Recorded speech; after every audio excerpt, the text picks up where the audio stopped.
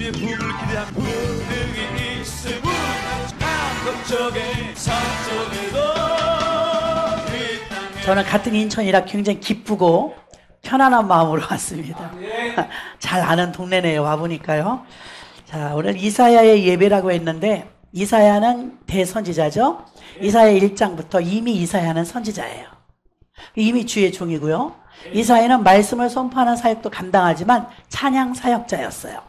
그럼 이사야는요, 1장부터 이미 주의 종인데, 참 놀라운 사실은 오늘날도 대한민국에만 약 5만 개의 교회가 있지 않습니까? 인천에만 4천 개의 교회가 있습니다. 그 중에 저희 교회도 있고 여기도 있죠. 자, 4천 개의 교회 가운데 우리 교회, 늘사랑 교회, 우리 충암복음교회 하나 두 개 없어도 뭐 세상 사람들이 볼 때는 의미는 별로 없을 거예요. 4천 개 중에 하나니까. 그러나 우리들에게는 생명이거든요. 그렇죠? 우리 교인들과 우리 성도님들과 우리 교육자들에게는 하나밖에 없는, 하나님께 목숨을 거는 그렇게 세워진 교회인 줄로 믿습니다. 코로나 3년을 겪으면서 우리도 길게는요 3년 동안 끈질기게 안 나온 성도가 있어요. 와, 다른 데는 다 가는데도 안 와요. 자, 그러면 이제 유튜브로 예배를 드리겠죠? 그러면 동시로 이제 송출을 하니까 유튜브로 예배 드리는 성도님들이 3년 동안 믿음이 더 컸을까요? 줄어들었을까요? 당연히 믿음은 식어요. 믿음은 열심히 나오고 주님께 매달린 자들이 더 믿음이 큰 줄 믿습니다.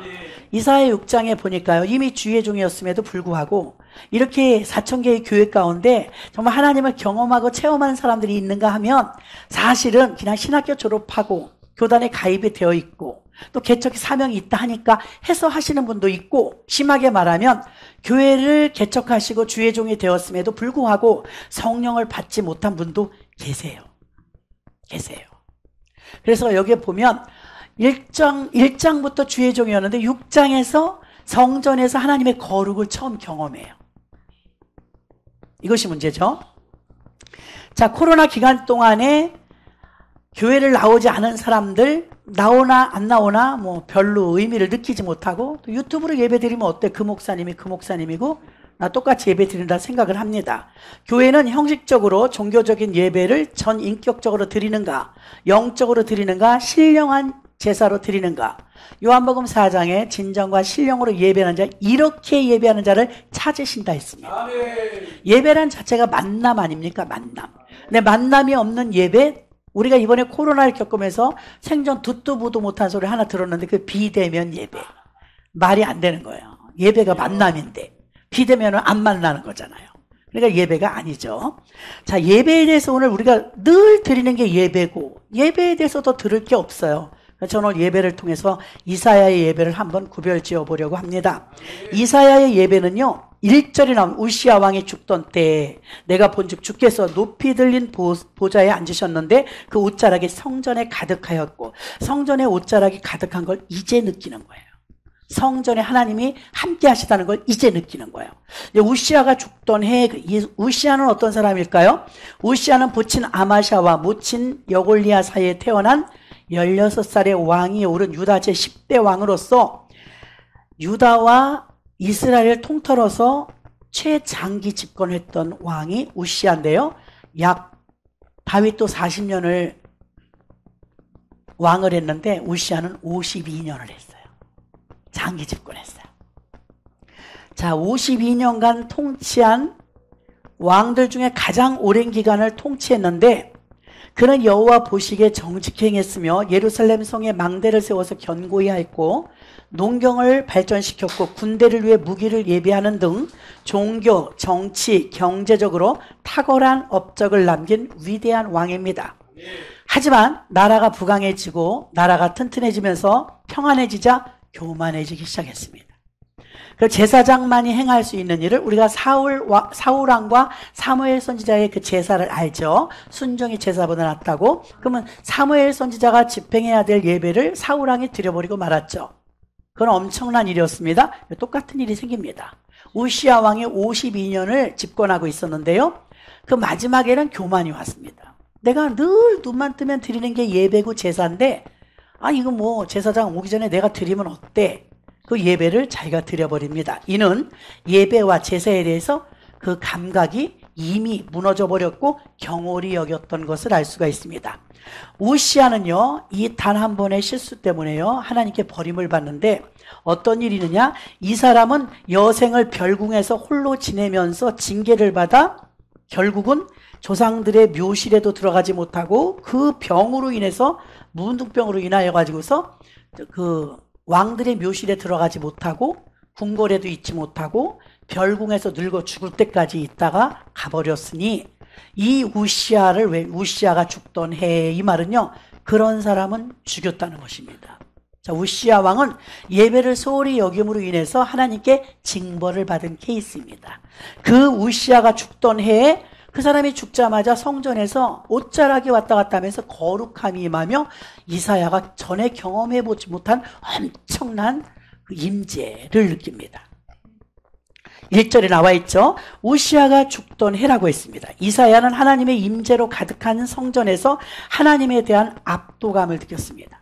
우리가 어떤 때가 두려우냐 하면 하나님의 성령에 우리가 그 무리 속에 들어있을 때 굉장히 두렵죠. 두려워요. 그 두려움 속에 있을 때 하나님의 임재가 성전에 가득했을 때 하나님이 영광을 받으시고 하나님의 영광을 스스로 드러내셨을 때 그때 우리는 압도됩니다. 압도. 예전에 소위 세상적으로 잘 나가던 부동산 하는 사장님이 있었어요. 그 사장님네 부동산이 이제 다른 곳으로 이사하면서 오픈하는데 다른 교회 목사님하고 저하고 두 교회가 이렇게 연결된 그런, 부인하고 남편하고 교회를 따로 다닌다 할까요? 그래서 두 교회 목사님이 가게 됐어요. 저도 가고 그 다른 교회 목사님 부부도 오시고 좀 난감하더만요. 그런데 이제 설교는 제가 하게 됐어요. 그래서 이제 말씀을 증거하는데 이 양반이 뭐 정말 외제차 타고 돈이 좀 있고 이러다 보니까 예배드리는 자세도 좀 거만하다 할까요? 겸손함이란 찾아볼 수가 없었어요. 저도 이제 들어가서 인사하고 예배를 드리기 시작했어요. 저는 이제 말씀을 증거하고 그쪽 교회에서 오신 목사님 부부는 이제 사회도 보고 기도도 해주시고 했어요. 그리고 이제 우리 권사님들도 가셨는데 예배를 드리는데 말씀을 증거하는데 성령께서 하시는 대로 저는 했을 뿐이에요. 강력하게 붙잡아 주셔서 선포했고 꾸중할 거 꾸중했고 칭찬할 거 칭찬했고 했습니다. 그 예배 잘 드리고 났는데 그쪽 교회 목사님, 남자 목사님이 그러시더래요. 야, 그 권사님네 교회 목사님 진짜 대단하시다. 그래서 왜 그러냐니까 그분은 학자세요. 굉장히 박식하신 학자신데 나 그 예배 시작할 때부터 끝날 때까지 압도됐었잖아 그러시더래. 나 압도란 말이 나오니까 하는 말, 압도됐었잖아. 왜 그랬냐 그러니까 모르겠대 자기도. 성령의 강력하심 속에서 아소리도 할 수가 없이 그냥 압도된 속에서 자기가 예배를 드렸다고, 이런 경험은 굉장히 드물게 진짜 신학교 다닐 때나 경험했을까 한 그런 경험을 했다고 그쪽 목사님 말씀하셨다고 저한테 알려주더라고요. 아, 그러냐고. 그럴 때 참 감사하죠. 하나님이 쓰신 것에 대해서 감사하죠. 자, 이렇게 하나님의 영광이 예배 드릴 때마다 얼마나 사모해요. 성령님이 함께 해주시기를, 성령님의 임재가 있기를. 이사야는 지금 구하지도 않았는데 꽉 찬 거예요. 성전이 얼마나 컸는지는 모르겠어요. 성전이 작든 크든 꽉 차가지고서 압도된 거예요 지금 이사야가. 전엔 이런 경험이 없어요. 이 사람의 직업이 뭐예요? 주의종이에요. 예배를 얼마나 많이 드렸겠어요. 찬양을 얼마나 많이 올렸겠어요. 근데 이 예배가 특별한 예배라는 사실을 본인이 아는 거예요. 목사들도 마찬가지입니다. 목사님들이 은혜 받기 참 힘들어요. 근데 목사님들이 은혜 받기로 말하면 크게 받습니다. 근데 이제 이사야가 이 압도된 속에서 예배를 드리는 거예요. 자기가 주장함에도 불구하고. 그래서 하나님께 예배 드릴 때 첫 번째는 하나님의 영광이 함께하는 예배여야 합니다. 하나님 영광. 두 번째는 하나님의 주권의 예배여야 합니다. 주권. 이사야는 높이 들린 보좌에 앉으신 하나님을 봤대요. 환상을 본 거죠. 우리는 뭐 환상 자주 보진 않잖아요. 그런데 하나님이 그 보좌에 있는 그 영광을 보았다는 것입니다. 이것은 우시아의 결말에 대해서 예배 행위가 무질서가 아니라 얼마나 하나님이 기뻐 받으시며 영광되고 구별되고 거룩한 예배인지를 보여주시기 위해서 그 예배가 굉장히 하나님이 주권을 가지고 드리시는 그런 예배였다는 것입니다.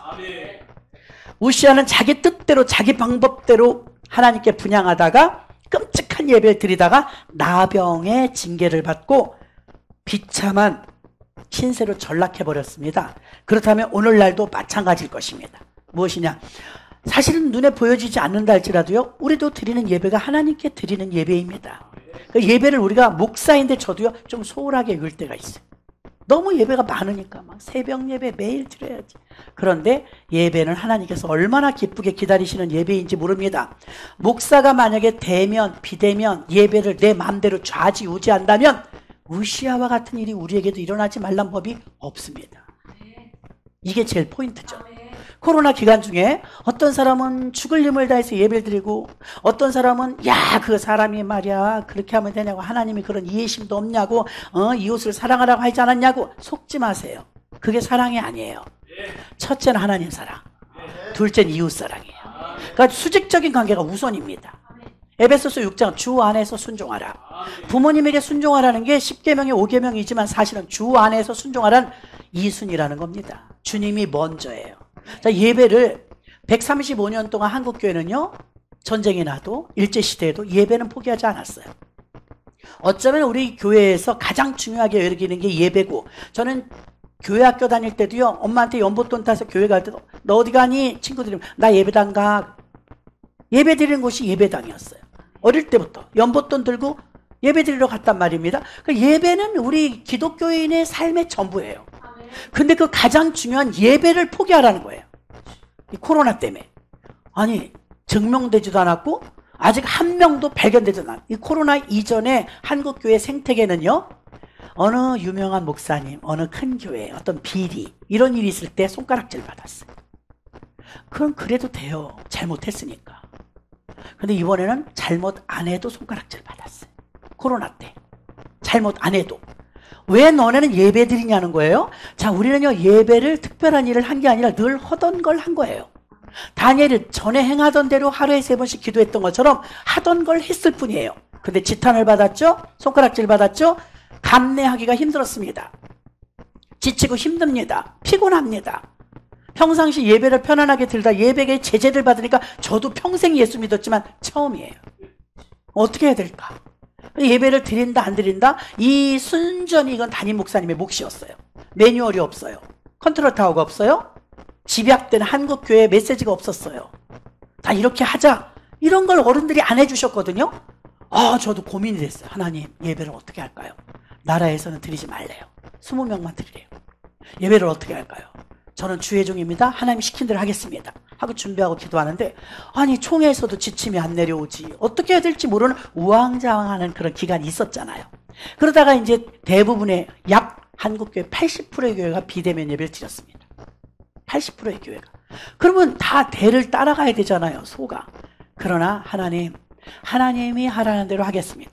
나는 나라에서 우리가 개척할 때 10원 한 장을 받은 적도 없고, 내가 개척하는데 도와준 적도 없고, 우리가 개척한 걸 아는 적도 없었습니다. 그러므로 나는 지금도 주의 말씀을 들을 것이오니 하나님 어찌할까요? 그런데 성령께서 저한테 마음해 주시기를 안식일을 기억하여 거룩히 지키라. 아멘. 말씀을 지키라 그러더라고요. 아멘! 응답 주셔서 너무 감사하고 기쁘게 선포했습니다. 성도님들한테 우리는 무슨 일이 있어도 예배 드립니다. 어려워도 드립니다. 못 오시는 분들은 자유지만 유튜브로 예배 드리실지라도 우린 본 예배를 항상 드릴 것입니다. 그때부터 지금까지 유튜브로 함께 송출하긴 하지만 우리는 거의 현장 예배를 드려서 이제 코로나 3년을 지나가는데도 뭐 그렇게 큰 타격은 없었어요. 그동안 하루에 2번도 오고 동사무소에서 경찰서에서 하여튼 요란하긴 했습니다. 그럼에도 불구하고 예배는 성공했어요. 어디다 근거를 둔? 아버지께. 그분이 드리라면 드리는 거고, 그분이 드리지 말라면 드리지 말라. 하나님이 하라는 대로 하겠습니다. 그랬는데 나는 드리라는 마음을 받았으니까, 아니 메시지를 원스톱이 없었어요. 원스톱. 한국 교계가 원스톱을 내줬어야 되는데 컨트롤 타워가 없었다고요. 우왕좌왕하다가 확연하게 3년이 지나니까 13,000개의 교회가 문을 닫았습니다. 100만 명이 없어졌습니다. 물론 다시 하나님이 일어나게 해주시겠지만 너무 가슴이 아픈 게, 저도 이 개척교회 지하실 교회 거쳤지 않습니까? 여러분, 한 사람이 영혼이 천하보다 귀해요. 세상에 130만 명이 뭡니까? 13,000개의 교회가 무엇입니까? 이 어마어마한 이 성도를 잃었어요. 그 출혈을 하고도 아픈 줄도 몰라요. 세종시에는요, 공무원들이 집결돼 있기 때문에 교회 못 가겠습니다. 공무원 더 심했어요. 사표내고 가라고 그랬습니다. 근데 세종시에서 600명까지 7년 만에 성장시킨 교회가 있었어요. 세상에 600명의 성도가요 2년 반 됐는데 한 명도 안 남았어요. 어떻게 그런 일이 있을 수 있을까? 2년 반을 지내는 동안에 재계약 기간이 됐어요. 어마어마한 임대료를 감당할 수가 없어요. 여기 유튜브로 송출하면요 헌금 안 합니다. 하는 분도 있지만 거의 안 합니다. 그러나 헌금을 하든지 아니하든지 현장 예배 드릴 때는 너끈히 그 세를 감당했는데 임대료를 감당하지 못하니까 재계약을 못했대요. 재계약을 못하니까 교회가 풍비박산이 난 거예요.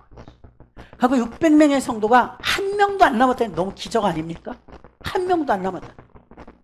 우리 동네도 큰 교회들이요 30% 정도의 교인이 남아있고 지금도 60%도 가까스로 회복됐어요. 안 와요.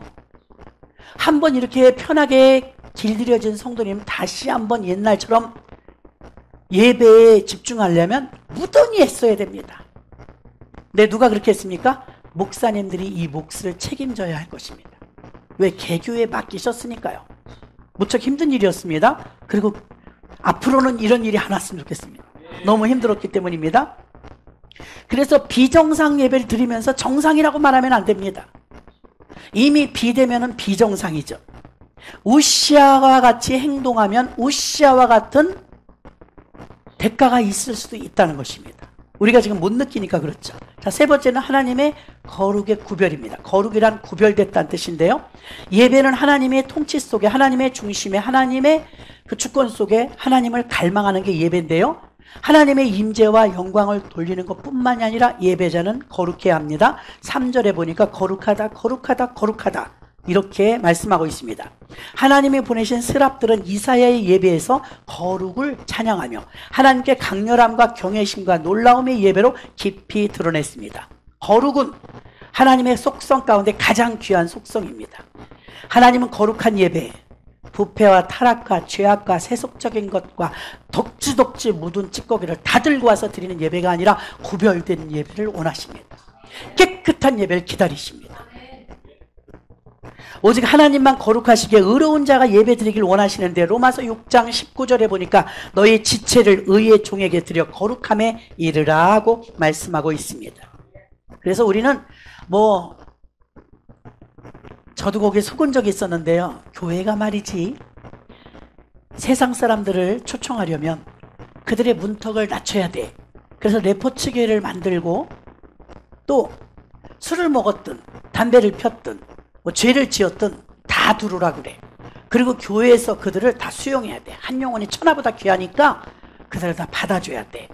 그래서 문턱을 낮추고 교회 분위기를 세상 무슨 카페처럼 예쁘게 꾸며놓고 교회인지 아닌지 모를 정도로 아리송한 교회가 의외로 많아요. 이게 침수론인지 여기가 카페인지 여기가 식당인지 아리까리하게 해놓고 뭐라 그러냐면 불신자들이 들어가서 편안하게 익숙한 모습을 만들려고 합니다. 깨끗한 건 좋아요. 깨끗한 건. 그런데 저는 좀 반대예요. 교회만 가지고 있는 거룩이 있습니다. 그래서 술 주정뱅이라도 담배 피는 사람에도 예수 안 믿는 사람도 교회 오면 담배 집 밟고 들어옵니다. 그들은 한 번도 들어본 적도 없는데 교회는 그래도 구별된 곳이지 불신자인데도 알아요. 근데 안에 있는 우리들은요 턱이 없어요. 교회인지 세상인지 똑같이 만들어버린 누가요? 우리가 그렇게 만들어버린다는 것입니다. 애석한 일이죠. 오히려 그들이 왔을 때 경외심과 거룩함과 그 깨끗함, 여기 오면 이렇게 좀 내가 쫄아, 좀 두려워, 이런 마음이 있어야 세상하고 교회에 구별이 있지. 우리 집 거실하고 똑같네. 세상의 카페하고 똑같네. 그렇게 접근해가지고는 영혼 구원이 더 힘들어요. 저는 반대예요. 교회는 교회다워야 된다. 그러니까 하나님은 나는 은혜 줄 자에게 은혜 준다, 긍휼히 여길 자에게 긍휼히 준다, 이 말을 다르게 말하면 모세로 모세 되게 하고 다윗으로 다윗 되게 하고 바울로 바울 되게 하신 하나님, 우리가 교회로 교회 되게 해야 합니다. 교회인지 안방인지 우리 동기 중에서도요 시골에서 목회하시긴 하지만 이게 방인지 창고인지 예배당인지 가면 막 매주 띄우고 아랫목에다 막 콩 갖다 놓고 그리고 앞에 십자가 있고 강대상도 있어요. 아, 그분은 물론 이제 삶에 이제 쩔어가지고 그걸 못 느껴요. 저는 가보면 그래도 이건 아닌데 싶은데, 아예 목사님 치워놓질 못했어요. 죄송해요. 오신다고 그랬으면 치워놨을 텐데. 그래. 가보면 그냥 당연히 시골집에 그 창고 같은 방 있잖아요. 쌀 넣어놓고 고구마 넣어놓고 하는 그런 방 같아요. 근데 교회야. 그러면서 목사님, 하나님은 그래도 이 시골에서 십자가를 높이 세우고 지키는 것만 해도 큰일 하시는 겁니다. 그랬더니 이제 나는 나만 이렇게 하다 늙었으니까 가려고요. 후계자 세울 생각도 없고 어떤 의욕도 없고 어떤 사명감도 없고 그냥 자리 지키고 계시더라고요. 여러분, 우리가 나이가 들어가도요, 아무리 교회가 작아도요, 교회로 교회되게 해야 합니다. 이게 정통성이에요. 건강한 교회가, 큰 교회가 건강한 교회가 아니라 바른 교회가 건강한 교회입니다. 자, 네 번째는요, 제가 이 네 번째하고 다섯 번째가 더 중요해요, 여러분. 오늘 이사야 예배 여기까지는 다 알아요. 근데 이제 이 네 번째, 자신의 죄의 인식과 용서인데요. 5절 볼까요? 중요해요. 그때 내가 말하되 화로다 나여 망하게 되었도다. 나는 입술이 부정한 사람이요 입술이 부정한 백성 중에 거하면서 만군의 여호와이신 왕을 배웠습니다. 무슨 말이냐면, 진정한 예배는요, 자기 죄가 드러나야 돼. 예배 때도 죄가 지적되지 않고 예배 때도 죄가 아직 드러나지 않으면 못 고칩니다. 어디서 고치게? 우리가 말씀을 준비할 때 얼마나 준비해야 되냐면요, 성경 모르겠어요? 신학 나왔는데? 대학원도 나왔는데? 성경 모르겠냐고요? 성경을 읽어갖고는 해결이 되지 않는 일이 있는데, 자, 여기서요, 야, 내가 망하게 됐다. 얼마나 심각하면 망하게 됐다고 할까요? 난 죄 때문에 이러다 망하겠다, 이 소리예요 지금 이사야가. 야, 나는 망하게 되었다. 5절이요. 내 입술이, 특히 무슨 죄? 입술이 죄를 졌다. 입술이. 자, 보세요. 저는 평생 술 한 잔 먹어본 적 없어요. 모태신앙이니까. 먹어보고 싶지도 않고 궁금하지도 않고. 그래서 어떤 의미로는 막 술 먹고 담배 피고 했다 회개한 사람보다는 그래도 좀 깨끗하지 않을까? 율법주의적으로 봤을 땐 그런 생각을 어릴 때 했었어요. 집사 때. 이사야가 아무리 자기 입으로 입술이 부정하다고 나는 망하게 되었다고 말해도 이 사람은 주의 종이에요. 교인이 아무리 못됐어도 세상 사람보단 나아요. 자, 여기서 이사야가요, 아무리 부족한 자라 할지라도요, 입술이 부정하고 부정하다 못해 죄를 지어서 나는 망하게 되었다고 자기가 고백합니다. 그렇다면 이사야가 아무리 하면 바깥 세상 사람들보다 더 죄를 지었겠냐, 이 말입니다. 이사야는 지금 찬양 사역자였어요. 말씀을 선포하는 설교자였어요. 그럼 이 쌍욕을 입에다 담고 사는 그런 사람들보다는 죄를 덜 짓지 않았겠는가? 우리들을 보면 알잖아요. 우리들이요. 대통령이 지금 이상한 말 해갖고 지금 난리가 났는데, 세상 사람들에 비하면 그래도 주의 종들은 좀 걸러지지 않았겠는가? 그런데도 이사야가 나 입술 때문에 망하게 생겼다는 거예요.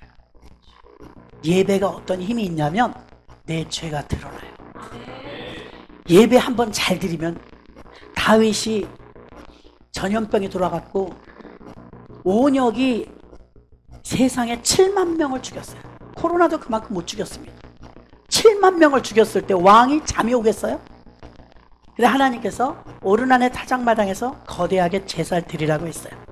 그래서 오르난의 타작마당에서 회개의 제사를 드리죠. 놀라운 것은 그 한 번의 예배가 7만 명이 죽어가던 그 나라가 하루 만에 끝났습니다. 그게 예배예요. 예배의 힘.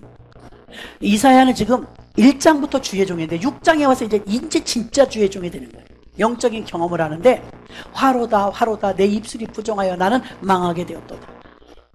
얼마나, 지금 아무도 뭐라고 안 했는데요, 베드로가 예수님을 처음 만날 때 뭐라고 그래요? 주여 나를 떠나소서 나는 죄인이로소이다. 지적한 적이 없어요. 내 이놈, 넌 이런 죄를 졌지 저런 죄를 졌지, 그 지적한 적이 없어요. 그런데 주님 앞에 서면 나는 작아지죠. 주님 앞에 서면 내 죄가 드러나는 거예요. 자, 오늘 이사야가요, 하나님도 뭐라고 안 해서 그냥 영광만 가득했어요. 성령의 임재, 그 압도적인 임재 속에서 그냥 무너지는데 무엇이 무너지느냐? 나는 부족한 자요, 나는 망하게 된 자요, 나는 입술이 부정한 자요, 나는 죄인이었구나. 죄인의식이 없으면 십자가 구원의 감격이 엷어집니다. 죄감이 없으면 감사가 얇아져요. 아, 나는 죄인이로소이다. 7 귀신 들렸다가 은혜 받았던 여인이 눈물 콧물 쏟으면서 옥합을 깼을 때 저의 많은 죄가 저를 더 은혜 받게 했다고 했습니다. 죄감이 크면 은혜가 더 커요. 그러니까 지금 죄감이 크니까 내가 망하게 되었도다, 내 입술이 부정하다, 남들이 볼 땐 이해를 못합니다. 저 사람 찬양 사역자고, 저 사람 주의 종인데 무슨 입술이 그렇게 욕을 했겠어, 술 담배를 했겠어. 그렇잖아요, 여러분. 그런데 이사야가 이렇게 말할 때는요, 성령의 강력한 압도되는 임재 속에서 자기 죄가 드러난 것처럼 우리가 참다운 예배를 드리면 우리 죄가 드러나요. 우리가 언제 죄를 깨닫습니까? 예배 때 깨닫는 거예요. 말씀을 들으면서 깨닫는 거예요. 그래서 죄가 행하는 사악한 정체를 알고 하나님의 압도된 임재 속에 드려지는 예배는, 살아있는 예배는 내가 죄인입니다 하고 고백하게 된다는 것입니다. 이사야의 입술이 숯불로 지져지죠. 얼마나 아팠을까요? 우리는 그냥 한 줄로 읽어버리고 말지만 이게 내게 현상으로 왔을 때는 괴로웠어요. 그러니까 이런 예배라면 성도들이 이 예배를 통해서 변화가 경험되어지는 것입니다. 이런 예배 몇 번만 드려도요, 인생이 변화됩니다. 그래서 아브라함은 430년 동안 자기 후손들이 종살이하게 만들 때 예배를 늘 잘 드리는 사람이었지만 그날은 조금 달랐어요. 아브라함은 집비둘기, 산비둘기, 소, 양, 염소 이런 것들로 제사를 드려요. 큰 거는 다 쪼갰어요. 근데 비둘기는 안 쪼갰어요. 이까짓 거 뭐 작은데 뭐. 작으니까 그냥 통으로 굽자. 올려놨는데 불이 안 붙네. 구약의 예배는 불이 붙어야 응답이잖아요. 불이 안 붙어. 그러니까 아브라함이 깜짝 놀라요. 꾸벅꾸벅 졸다가 솔개가 와서 그걸 먹으려고 하니까 호이 호이, 예배 벌써 망친 거죠. 근데 성경은 뭐래요? 쪼개지 않았기 때문에 연기가 났더라 그랬어요. 하나님의 현현하는 장소는 언제나 구름이 나타나요. 구름. 근데 연기가 나타났다 그랬어요. 근데 이 단 한 번의 예배의 소홀함과 단 한 번의 예배의 부족함이 그날 이후로 네 후손을 통해서 400년 동안 애굽에서 종살이하리라 이래 돼 버렸습니까? 결정적으로. 아브라함이 이렇게 훌륭한 분임에도 불구하고 늘 즐겨 예배 드렸을 때는 그런 일이 없었는데 그날은 졸면서 예배 드리고 불이 내리지 않은 예배를 드리고 나니까 그렇게 돼버리고 났어요. 우리 이준남 목사님 뵈면 체구는 자그마하신데도요, 목소리가 막 엄청 은혜스럽죠. 그런데다가 언제나 뭐랄까 힘 있는 예배, 언제나 막 힘이 넘치는 파워풀한 그런 모습을 보면서 제가 어디서 저렇게 힘이 나오실까? 그런 생각을 한 적이 있었어요. 저는 조용조용 할 때가 많아요. 자, 그런데 하나님이 우리에게 드려지는 예배를 통해서 기대하시는 바가 있다면 진정한 회개일 겁니다. 죄에 대한 자각일 겁니다. 근데 내 죄를 내가 알렸다 이 말 우리가 늘 들었지만 몰라요. 죄 짓고 모릅니다. 근데 성령 앞에 서면, 주님 앞에 서면 내 죄를 내가 압니다. 그러니까 기고만장하던 사도 바울이 어떻게 해요? 나는 죄인 중에 괴수입니다. 자각한 거죠. 그러기 전에는 사울이었어요. 잘난 자, 큰 자, 똑똑한 자, 부족함이 없는 자, 엘리트 중에 엘리트였습니다. 오늘날 성령 충만 받았고 하나님의 일을 한다는 우리들마저도 그 옛날에 사울이 가졌던 그 스펙을 하나씩 가지려고 얼마나 몸부림쳐요. 그는 다 버렸는데 우린 그거 하나 가지려고, 명함에 그거 하나 넣으려고 얼마나 애써요. 어리석죠? 자, 이 사울은요 그렇게 많은 스펙을 다 내려놓되 분토와 같이, 배설물과 같이 버렸대요. 근데 이 사람이 학자입니다. 거기다 또 사내들인 공연입니다. 이 사람은 유대인이면서 로마 시민권자입니다. 바리새인 중에 바리새인이요, 가말리엘 무리아생이요. 로마 시민권자가 그 당시에 그때 1500명밖에 없었다는데 그 중에 한 사람이에요. 대단한 엘리트입니다. 그런데 이 사람이 이걸 다 버리겠다는 거예요. 저는 이제 15평짜리 주공아파트 살다가 신동아파트 분양받아갖고 28평짜리 가게 되는데 어깨가 올라가더만요. 집사 때. 주공아파트 15평 살다가 이제 28평짜리 신동아파트 이제 들어가게 생겼어요. 좋은 거예요. 막 입주 날짜가 다가올수록 막 설레고 기쁘고 좋은 거예요. 지금 여태까지 잘 살았어요. 15평에. 간석주공이 이제 9월주공 이제 살았거든요. 근데 거기 살면서 애기들하고 애기 둘 데리고 잘 살았거든요. 근데 이제 신동아파트 가게 되니까 이거 별로 안 좋아 보여. 살던 집이 안 좋아 보여요. 이 땅에 살면서도 조금 나은 것만 가도요, 에이, 그거 뭐 별로야. 별로예요. 우리가 이거를 놓으려면 더 좋은 걸 잡아야 돼요. 술 먹던 사람이 예수 믿고 술 끊어요? 술보다 더 좋은 예수를 만나야 돼요. 담배 먹던 사람이 예수 믿고 담배 못 끊어요? 담배보다 더 귀한 예수를 만나야 끊어요. 하나를 놓으려면 하나를 잡아야 되는데 이 새로운 걸 잡았을 때는 이 헌게 우스워 보여야 돼요. 어느 날 우리는 그럴 겁니다. 저 천국에 갈 때 이까짓 거 집이 몇 평이든 간에 50평을 살든 100평을 살든 그까이 거. 자, 미국 성경, 영어 성경에 보면요, 천국에 우리 집이 맨션이라고 돼 있대. 맨션. 우리는 빌라도 맨션이라고 하는데 미국은 빌라를 맨션이라고 하지 않아요. 500평이 넘어야 맨션이란 말을 쓴대요. 근데 영어 성경에 보면 우리의 갈 집이요, 맨션이라고 써 있어요. 그럼 최소한 우리가 한 사람이 몇 평짜리 간다고요? 500평. 500평짜리 집에 살면 여러분 지금 내가 12평 살든 임대 살든 이거 아까울까요? 안 아까워요. 안 아까워요. 그러니까 사도 바울이 가지고 있는 게 이게 대단한 거예요. 우리도 갖고 싶어 하는 거예요. 근데 이걸 놓을 수 있을 때는요, 더 큰 걸 잡았을 때 이걸 놓을 수 있다는 걸 말하는 거예요. 더 큰 게 뭐냐요? 가치의 차이입니다. 가치. 사람들은 가치에 따라 움직여요. 이제 결혼식이 많아요. 근데 목사님들은 결혼식이 청첩장을 많이 받아요. 예를 들어서 이번 주 토요일 날 결혼식이 3건 있다. 난 몸이 하나야. 어디 가시렵니까? 한 군데는 갈 시간이 따블이 되면요, 나머지는 봉투만 보내도 돼. 그럼 어떻게 됩니까? 가장 중요하고 가장 가치 있다고 여기는 그 집에 갈 거 아닙니까? 마찬가지입니다. 사람들은 왜 교회를 안 오고 밖으로 갈까? 교회를 안 오고 딴 데로 갈까? 이 가치를 모르는 거예요. 가치를. 사람은 가치에 따라 움직이는 거예요. 가치. 가치 있다고 여기면 거길 따라가는 거예요. 자기 돈을 들여서라도 시간을 들여서라도. 그래서 교회 와서 열심히 예배드리고 헌금하고 봉사하고 헌신하는 사람은 이게 가치 있다고 여기니까 세상에서 노는 거, 쉬는 거, 돈 준다고 해도 안 가고 돈 벌 길이 있어도 안 가고 교회 오는 거예요. 가치 있다고 여기기 때문이죠. 그래서 저는 15평짜리 살던 걸 아깝게 여기지 않아서 그냥 아무개 엄마 이거 쇼파 이거 버리고 갈 거야? 어쩔 거야? 동네에서 그래요. 가져. 왜? 저는 여기 그때 미도팔 백화점이 있었고 희망백화점. 이미 다 예약을 끝냈어.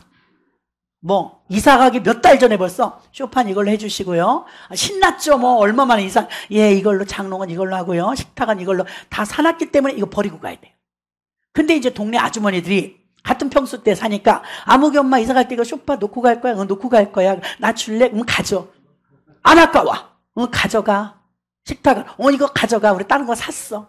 안 아까워. 이렇게 놓을 수 있는 것은 분명히 더 큰 게 있기 때문입니다. 더 큰 게. 그래서 우리가 목사님인데도 전도사님인데도 주의 일을 한다면서도 다 갖고 싶은 거예요. 몇 개나 다 갖고 싶은 거예요.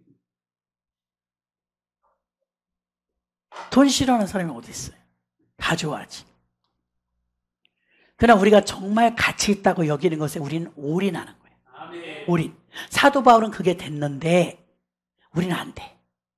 사도 바울은 그때 다 버렸는데 사도 바울만 가말리엘 문화생이 아니라 그런 사람이 꽤 많았거든요. 다른 사람들은 안 버렸어요. 그래서 쯔빙글리니 칼빈이니 뭐 여태까지 그 난리를 떠는 겁니다. 바울만 버린 거예요. 바울은 천국의 가치, 십자가의 가치, 분토와 같이 버리고 잡는다는 게 뭘 잡았어요? 십자가를 잡았어요. 그네 사도 바울은 전 자신 있게 말합니다. 예수님 다음입니다. 난 2인자라고 봐요. 왜? 베드로보다 우월하게 두는 것은 내가 그런 게 아니라 복음서가 예수님처럼 바울처럼 그랬잖아요. 베드로처럼이 아니고. 그러니까 바울은 다 버린 거예요. 다 버린. 결혼하는 것도 포기했으니까 이거는 하늘이 된 고자가 된 거죠. 그 사람이 장애인이 아니에요. 근데 결혼하는 것이 주의를 하는데 더 도움이 된다고 생각하지 못하고 좀 홀가분하게 주의를 하려고 결혼도 포기한 거거든요. 거기에 비하면 베드로는 장모님도 모시고 살지 뭐 어쩌지. 그러니까 베드로보다는 훨씬 홀가분하게 주의를 했던 게 바울인 것을 알 수가 있습니다. 바울은 천국의 가치를 알았어요. 그 가치에 목숨을 거니까 이거 다 별거 아닌 거예요. 별거 아닌 거예요. 우리는 이렇게 예배를 통해서 하나님이 임재하는 예배는요, 이사야의 예배는요, 죄를 깨닫는 은혜가 있었습니다. 죄의 용서함을 받는 은혜가 있었습니다. 감격과 기쁨의 은혜가 있었습니다. 마지막 5번째는요, 이게 또 중요합니다. 예배를 통해서 하나님의 영광이 가득해야 되고, 예배를 통해서 주권이 회복되고, 예배를 통해서 거룩해져야 되고, 예배를 통해서 죄의 인식과 용서함과 이런 걸 깨닫고 마지막에는 예배 드리고 나는데, 목사님 오늘 은혜 많이 받았어요. 우리가 늘 듣는 소리예요. 하도 들어서 이제는 인사로 그러시나 보다. 그럴 때도 있거든요. 은혜 진짜 받으면 어떻게 되느냐. 은혜 받으면 우리 교회 집사님 중에 한 분이 처음 교회로 왔을 때 우리 교회가 아니고 다른 교회, 인천 순복음교회를 갔었다고 하더라고요. 옛날에. 근데 지하실일 때 갔었대요. 들어갔는데 벌써 찬송 소리가 막 난리가 나잖아요. 사람은 많고. 교회라고는 안 다니던 사람이 딱 들어가서 의자에 앉았는데 눈물 콧물이 막 쏟아지더래요. 그 은혜 임할 때 있잖아요. 근데 성경도 몰라요. 뭐 교회 법도 몰라요. 뭐 아무것도 모르는데 은혜는 받은 거예요. 성령 임재하시니까. 그리고 막 눈물 콧물 쏟고 회개를 했는데 다음날 나가서 직장에 가서 전도했대. 야, 나랑 교회 갈래? 너 교회 다녔어? 그러더래. 나 교회 다녔어. 언제부터? 어제부터. 어제부터 그랬대. 그러니까 너 어제부터 교회 다녔는데 오늘 전도하는 거야? 그러더래. 전도가 뭔지 나는 잘 모르겠지만 너 교회 가니까 왜 우리를 데려가려고 그래? 가봐. 얼마나 좋은지 알아. 세상에, 이건 세상에서 주는 게 아니야. 얼마나 좋은지 몰라. 무조건 와. 너무 좋아. 너무 좋아. 너무 좋아. 너무 좋아. 그리고 전도를 했대요. 그 간증을 우리 교회에 이제 지금 세월이 흘러서 이사 가서 우리 교회 앞으로 이사 오셨으니까 우리 교회를 다니시는데, 목사님, 난 처음에 은혜를 미친 사람처럼 받았어요. 매번 갈 때마다 그렇게 눈물이 나더래요. 그건 은혜 맞아요. 성령의 압도 속에서 자기 죄가, 나 같은 죄인이 없더래. 막 눈물 콧물 쏟으면서. 그 다음에 나타나는 현상이, 예배를 우리가 잘 드렸다면 목사님 오늘도 은혜 받았습니다. 목사님 설교 짱입니다. 이게 아니라 사명자가 되는 거예요. 예배를 잘 드렸다는 증거는요, 사명자가 되는 거예요. 나 어제부터 교회 나갔지만, 야, 무조건 와봐. 교회 가니까 진짜 좋더라. 너무 좋아. 나는 얼마나 울다 왔나 몰라. 예수님의 사랑이 너무 벅차서. 그냥 이렇게만 말했대요. 그래서 전도했대요. 예배는 우리로 하여금 파송자를 만드는 줄 믿습니다.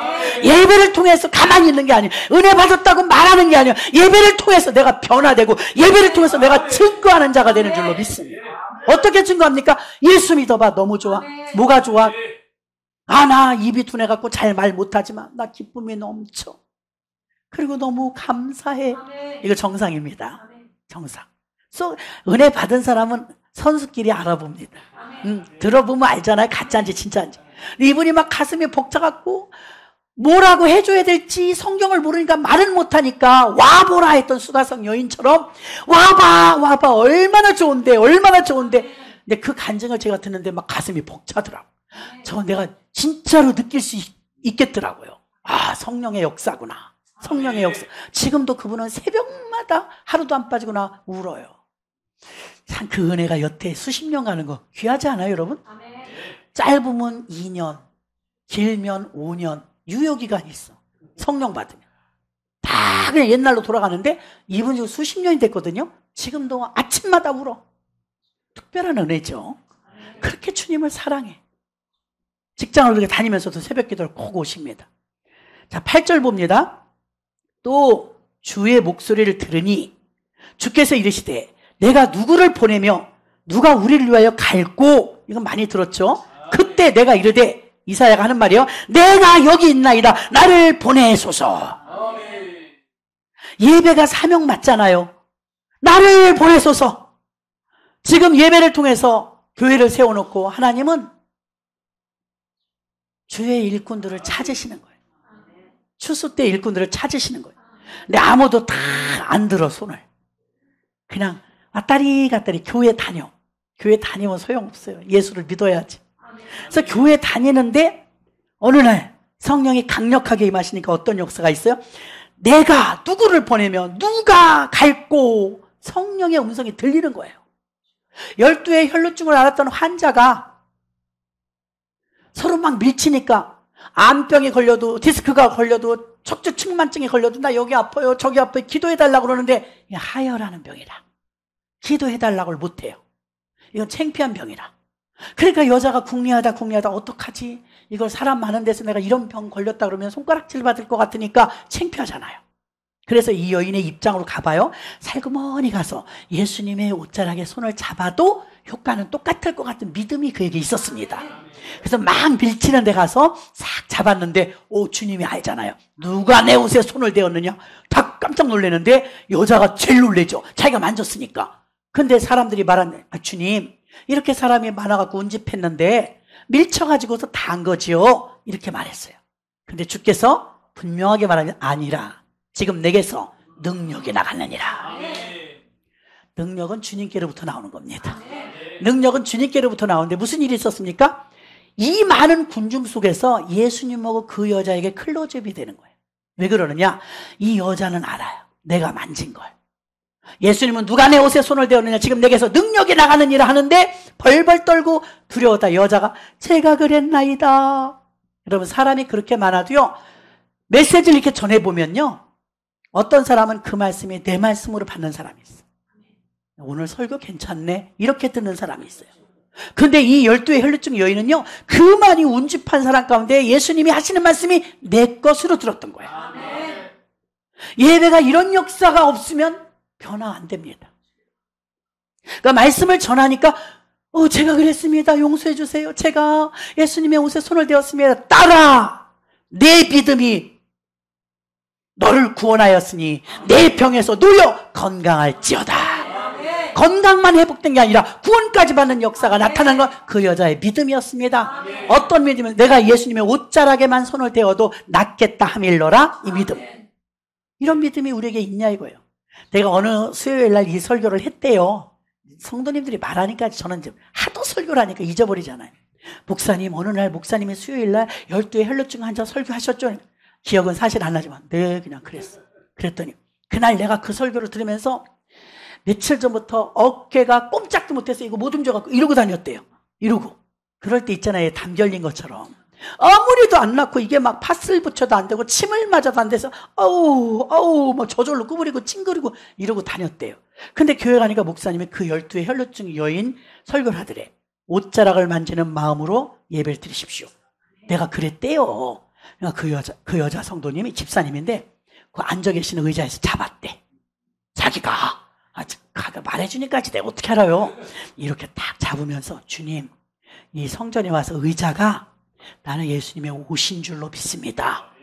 나 이거 왜 그런지 모르겠어요. 이게 지금 허리까지 내려가갖고 이제 더 꼼짝을 못하게 생겼는데 모가지부터 지금 허리까지 이게 담이 결린 건지 뭔지 꼼짝을 못하게 나 미치겠습니다. 불편해서 힘들고 이거 좀 고쳐주세요. 그런 마음으로 잡았대요. 그날 이후로 펴졌다는 거예요. 그래서 와서 얘기하는 거 목사님 이러고 저러고 수요일날 예배 수요일날 내가 전화하고도 잊어버렸어요. 그래요? 예 그랬군요. 그랬어요? 그랬더니 아이 목사님 그랬잖아요. 그랬어요. 그래요. 그랬더니 의자를 잡았는데 옷자락이라고 내가 이렇게 움직이잖아요. 할렐루야. 하늘나라에는 말이 있지 않고 능력이 있는 것입니다. 말씀은 그대로 이루어지는 거예요. 내가 사장님이라면 사무실 들어가면서 비서가 있을 거 아니에요. 김 비서 예 사장님 커피 한 잔. 그러면 조금 이따 테이블에 커피 있을까요 없을까요? 있어요. 그러나 집안에 아무나 자기보다 애들이 아빠 엄마 여기 커피 한 잔. 이놈 자식이 혼날 겁니다. 자 말과 말씀의 차이인데요. 말씀은 히브리 원어에 보면 말씀이 아니고 말숨이에요. 숨이요. 헐떡헐떡하는 숨. 히브리어 글자는 상용문자라 글자가 그림이에요. 그래서 그 숨, 시는 숨인데요. 말숨인데 하나님의 말씀만 말숨이에요. 그 말은 살아있다는 거죠. 그래서 하나님의 말씀이 그대로 이루어지는 거예요. 빛이 있어라. 빛이 있는 거예요. 물고기를 가져다가 입을 열어보라. 동전이 있는 거예요. 물고기가 동전 먹어요, 여러분? 숯불에 걸린 순양이, 아니, 숯불 그거 못 뜯어요? 양이? 뜯어요. 근데 걸려있잖아요, 숯불에. 말씀의 힘입니다. 빛이 있으라면 빛이 있는 거예요. 바람아, 잠잠하라. 잠잠해져야 되는 거예요. 말씀을 말씀되게 하면 말씀이 역사해요. 말씀을 우습게 여기면 말씀이 아무 작용도 안 해요. 말씀은 말숨입니다. 숨을 쉬듯이 살아요. 그래서 살아있는 교회는 어떤 교회냐? 무브먼트, 생명운동이 일어나는 줄로 믿습니다. 움직이는 거예요. 비록 여기 오니까 오랜만에 우리 개척했을 때 생각이 나는데, 우리 지금은 부목사님인데 개척할 때 권사로 따라 나왔어요. 우리도 이렇게 비슷했는데 이 앞에 이렇게 장판이 깔려 있었어요. 처음 개척했는데 금요 예배가 됐어요. 이렇게 예배드릴 사람이 너무 없는 거야. 아, 진짜 힘이 안 난다. 제가 큰 교회 부사역자로 있을 때 제가 교육부 전도사 제 슬하에 500명 있었어요. 보통 큰 목회가 아니죠? 교회학교, 유치부, 뭐 중등부, 고등부, 청년부 다 따로 있어요. 그 아이들을 그렇게 많이 관할하다가 개척이라고 하니까 사람이 없네. 그래가지고 야신서 힘이 안 나는 거예요. 그래서 큰일 났다. 이거 옆에서 부근치고 시작을 하는데 힘이 안 나는 거야. 그래서 제가 이 강대상을 이렇게 돌렸어요. 여기 의자는 잔뜩 있는데 35평인가 그랬는데 사람이 있어야지. 빈 의자가 더 많으니까 막 기운이 안 나더라고. 그래서 강대상을 제가 이렇게 돌렸더니, 그러니까 이거 조금해서 더 쬐끔해지는 거예요. 나오라고 다. 꿇어 앉으라고. 그럼 몇 명 안 되지만 여기 앉아서 북치면서 이제 여기서 찬송인들 하는데, 그날 하나님이 위로해 주시는데요. 몇 명인지 지금 기억은 안 나지만 뭐 10손가락 안에 들어가겠죠. 그 찬송인들 하면서 막 예배를 드리는데 눈물 콧물 막 범벅이 되는 거예요. 하나님이 막 압도되는 예배를 드리는 거예요. 지금도요, 그때 그 예배만큼 강렬한 예배를 많이 경험하지 못해요. 그래서 저는 예배는요, 숫자와 관계없다고 봐요. 숫자와 관계없어요. 제 강대상을 돌려놓고 여기 조랑조랑 앉아갖고 예배를 드렸다니, 의자에 앉힐 수가 없어. 사람이 없어서. 그래갖고 여기서 예배를 드리는데 막 눈물 콧물 쏟으면서 얼마나 강력하게 하나님이 역사해 주시는지, 위로해 주시고 힘 주시느라고. 개척교회인데 얼마나 행복했나 모릅니다. 그런 행복한 예배는 정말 몇 번 못 드리는 것 같아요. 매주일 그렇게 드려야 돼요. 지금도 뭐 설교가 유튜브로 나가고 뭐 많은 분들이 막 들어와서 듣고 한다 그래도요, 그 개척교회 때 누가 찍지도 않고 관심도 없고 오지도 않고, 지금 차를 데려가니까 차 여기다 대세요 저기다 대세요 그러는데 여기서 쾅쾅 찬송 소리가 나는데 사람들이 관심이 없어요. 똑같아요. 우리도 그랬어요. 우리는 죽으라고 부르짖으며 기도하는데 요 계단만 밟고 나가면 아무 관심들이 없어. 세상 사람들은요. 근데 이 안에서는 이 세상 만물을 창조하신 하나님이 함께 하시는 거예요.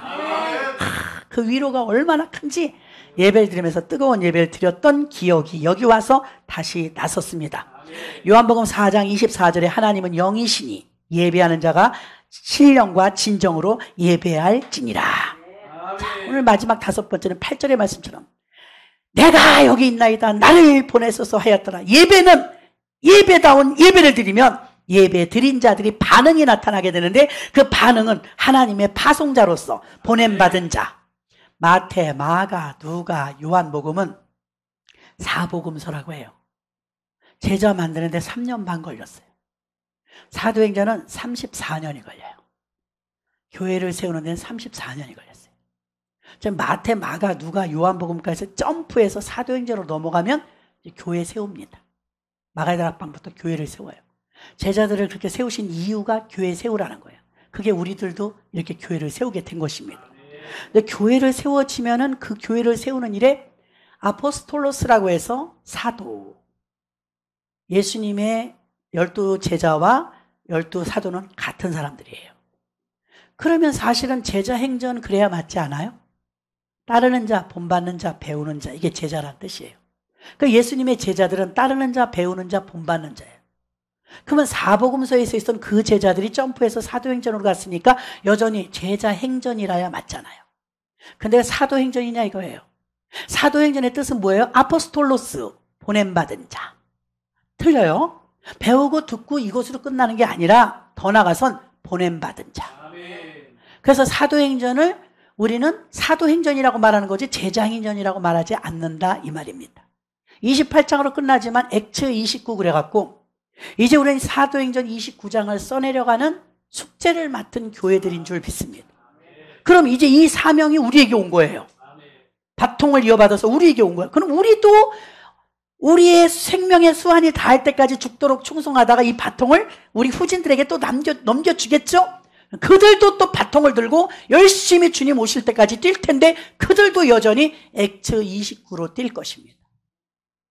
말씀을 정리하겠습니다. 저는 이사야 예배, 이 예배가 제가 너무 은혜를 받았기 때문에 이 받은 바의 말씀이 너무 커요. 야, 우시아처럼 예배를 우습게 여기면 안 돼. 우시아가 아무리 권세가 있고 명예가 있다 할지라도 예배를 우습게 하면 안 돼. 그러니까 그 모양이 된 거야. 응? 노년의 별궁에서 그렇게 나병 걸려서 그렇게 살다 52년을 자기가 정치를 하고 있었지만 그 말년이 왕의 묘실에도 들어가지 못하는 이런 비참한 인생으로 끝난 이유는 예배를 소홀히 여겼기 때문에. 여러분, 저와 여러분이 목회를 한다고 목사 경력이 뭐 얼마 이게 중요한 게 아니라 나는 여전히도 말씀 앞에 예배 앞에 겸손한가? 난 예배 앞에 언제나 겸허한가? 그걸 점검해 봐야 될 것입니다. 그래서 우시아 같이 되면 안 되겠죠? 앞으로 이런 일이 있으면 안 되겠지만 우리 동네는 신도시입니다. 신도시 젊은 목사가 많아요. 우리 한 달에 한 번씩 조찬 기도회를 합니다. 제가 이번에 물어봤습니다. 그 많은 교회 가운데 논현동 신도시에 우리 교회만 예배를 드렸어요. 코로나 기간 중에 욕 먹어가면서. 그런데 제가 이번에 끝날 때쯤 물어봤습니다. 목사님들 너무 젊고 잘생기고 하다 보니까 이 사람들이 유튜브 이런 거를 너무 막 우리끼리 막 가르쳐줘. 서로 기계 다루는 법, 유튜브 예배 요령 이런 거 가르쳐 주는데 저는 방송실이 있으니까 내버려 뒀어요. 가지도 않았고. 근데 우리 이제 암암리에 예배 드리는 건 알았어요. 약간 꼰대 취급을 해요, 저를. 그런데도 저는 예배는 계속 고수를 했거든요. 그랬는데 이번에 제가 물어봤어요. 목사님, 예배 시작하셨어요? 국수집, 베트남 쌀국수집을 같이 하면서 교회를 같이 임대료가 너무 힘드니까. 아직 예배 시작 못했어요. 3년이 됐는데 여태 예배를 시작을 못했대. 또 큰 교회 목사님, 우리 교회는 이제 60% 회복된 것 같아요. 목사님은요, 우리는 글쎄요, 한 90% 예배율에 그냥 90% 정도는 나오는 것 같아요. 10% 정도는 거의 잃었다고 볼까요? 아니면 아직도 안 돌아와. 3년이 돼도 안 돌아와. 유튜브 예배드리고. 그래서 별 타격은 없었어요. 제가 이렇게 묻습니다. 만약에 이렇게 코로나, 제2의 코로나, 어떤 전염병이 또 온다면 우리는 어떻게 해야 될까요? 코로나 이런 건 생전 처음 겪으니까 이렇게 우왕좌왕했다가 치더라도 만약에 이런 일이 또 있다면 목사님은 어떻게 하실래요? 내가 물어봤어요. 그럼 나는 자기들이 지금 너무 고생했잖아요. 2년 반 동안. 몇 달이면 끝날 줄 알았는데 2년 반을 이게 보통 일이 아니잖아요. 그래서 다음에는 우리도 예배 드릴 거야. 난 그런 말을 기대했어요. 다음에는 그래도 이렇게 하지 않겠죠. 그럴 줄 알았는데 그래도 피해 가더라고요. 이제 나라에서 제재 못할걸요 이러더라고. 이제 나라에서 코로나가 또 이제 다시 제2로 붐이 일어난다 할지라도 팬데믹이 온다 할지라도 그래도 이제 제재 못할걸요 이렇게 피해 나가더라고. 이분들은 아직도 확신이 없구나. 아직도 예배에 대해서 확신이 없구나. 예배 드렸으니까 뭐 우월주의에 빠지고 잘했다 그 소리가 아닙니다. 우리는 하나님 앞에 부름받을 때 주를 위해서 목숨을 바친다고 신학교 다닐 때 산기도 다니면서 저도 정말 주님 뜻대로 산다고 눈물 흘리며 철야기도 꽤나 했습니다. 그런데도 죽긴 뭘 죽어요. 안 죽더라고요. 목회하다 보니까.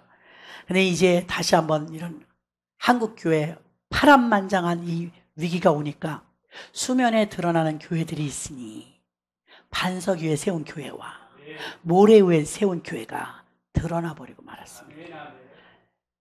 우리들이 그동안 교회를 향해서 여러분 부러운 교회가 어떤 교회는 세 가지입니다. 대형교회, 신도시 교회, 젊은이들 교회. 로망 아닙니까? 대형교회 부럽죠? 신도시 교회 부럽죠? 젊은이들 교회 부럽잖아요. 근데 이번에 코로나를 겪으면서 비로소 하나님이 얼마나 크신 분이냐면 대형교회 수십만 명이 됐든 수만 명이 됐든 교회가 몇 평이 되었든 다 20명. 그래서 한국교회는 현주소가 개척교회구나. 20명에 묶어놔 버리니까 사랑의 교회 같은 데는 교회를 건축하는데 2천억이 들었대요. 그게 숫자인지 돈인지 모릅니다. 그런데 웃지 못할 사진이 게재됐죠. 여러분 앉아있는 그 의자에 그 성도님들 초상화를 갖다 놓고 예배를 드린 거예요. 아이, 뭡니까, 그게? 초상화를 갖다 놓고 예배를 드렸어요. 그게 사진에 찍힌 거예요. 아, 얼마나 사람이 그리웠으면 대형 교회들은 스텝진들 외에는 교회에 들어갈 수가 없었어요. 교회가 몇만 평이면 뭐하고 수천 명이면 몇만 명이면 뭐예요? 20명밖에 못 들어가는 이런 기상천외한 예배가 우리에게 있었다는 것입니다. 그러니까 하나님은 대형 교회도 없어요. 또 컨트롤 타워를 할 만한 대형 교회 어떤 지도자, 한국교회 지도자급이 없어졌어요. 대형 교회가 없어졌어요. 이렇게 하나님의 한국교회를 코를 납작하게 해놓으시고 이번에 하나님의 카이로스의 시간을 만들려면 이 기간을 통해서 철저히 회개해야 할 것입니다. 예배를 소홀히 여겼던 것, 예배를 경홀히 여겼던 것, 예배를 시간 때우게 했던 것, 교회 다니게 만들었던 것, 성도들 그냥 들러리처럼 왔다리 갔다리 하게 만들었더니 코로나 때 믿음 다 까먹어 버려요. 그래서 이제 우리에게는 한 명이라도 10명이라도 그 숫자에 연연하지 말고 정말 알곡을 만드는 일에 우리가 더 힘을 써야 되겠다는 생각을 해봅니다. 정리합니다. 하나님께 예배한다는 것은 하나님의 영광이 나타나야 합니다. 하나님의 주권이 회복돼야 됩니다. 거룩해져야 합니다. 자신의 죄의 인식과 용서함을 받는 시간이 되어야 합니다. 마지막으로 사명을 깨닫고 나를 보내소서 하고 세상으로 나가는 파송자로 우리가 부름받아야 될 줄 믿습니다. 말씀을 생각하시면서 통성으로 잠시 기도하겠습니다. 하나님 아버지 은혜와 사랑을 감사합니다. 성령께서